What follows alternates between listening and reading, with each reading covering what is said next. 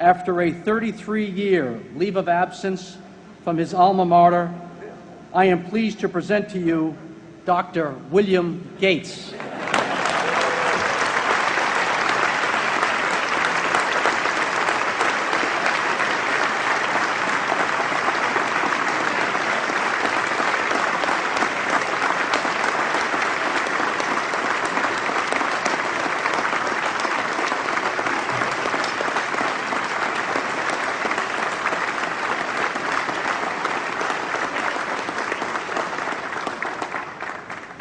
Thank you.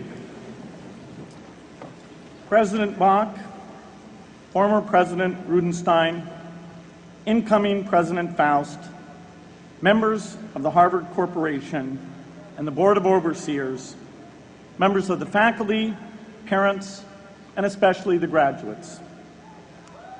I've been waiting more than 30 years to say this. Dad, I always told you I'd come back and get my degree.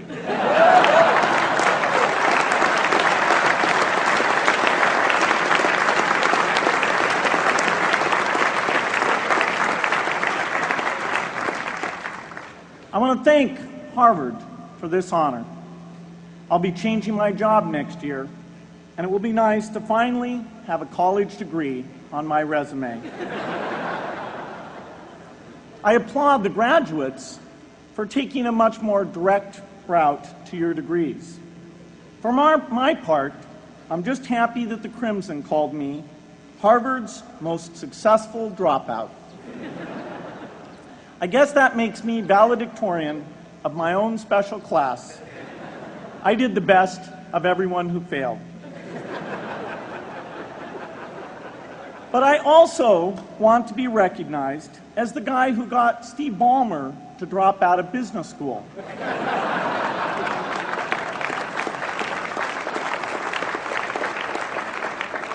I'm a bad influence.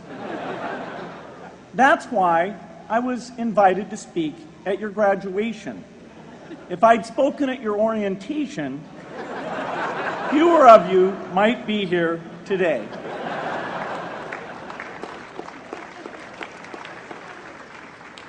Harvard was a phenomenal experience for me. Academic life was fascinating. I used to sit in on lots of classes that I hadn't even signed up for. And dorm life was terrific. I lived up at Radcliffe in Currier House. There were always a lot of people in my dorm room late at night discussing things because everyone knew that I didn't worry about getting up in the morning. That's how I came to be the leader of the antisocial group. We clung to each other as a way of validating our rejection of all those social people. Radcliffe was a great place to live. There were more women up there, and most of the guys were math science types. The combination offered me the best odds, if you know what I mean. That's where I learned the sad lesson that improving your odds doesn't guarantee success. One of my biggest memories of Harvard came in January 1975 when I made a call from Currier House to a company in Albuquerque, New Mexico that had begun making the world's first personal computer. I offered to sell them software. I worried they would realize I was just a student in a dorm and hang up on me. Instead, they said, "We're not quite ready. Come see us in a month," which was a good thing because we hadn't written the software yet. From that moment, I worked day and night on the extra credit project that marked the end of my college education and the beginning of a remarkable journey with Microsoft.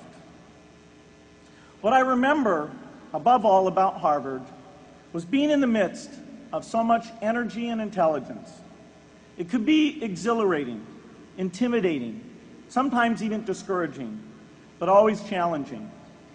It was an amazing privilege, and though I left early, I was transformed by my years at Harvard, the friendships I made, and the ideas I worked on. But taking a serious look back, I do have one big regret. I left Harvard with no real awareness of the awful inequities in the world, the appalling disparities of health and wealth and opportunity that condemn millions of people to lives of despair. I learned a lot here at Harvard about new ideas in economics and politics. I got great exposure to the advances being made in the sciences. But humanity's greatest advances are not in its discoveries, but in how those discoveries are applied to reduce inequity.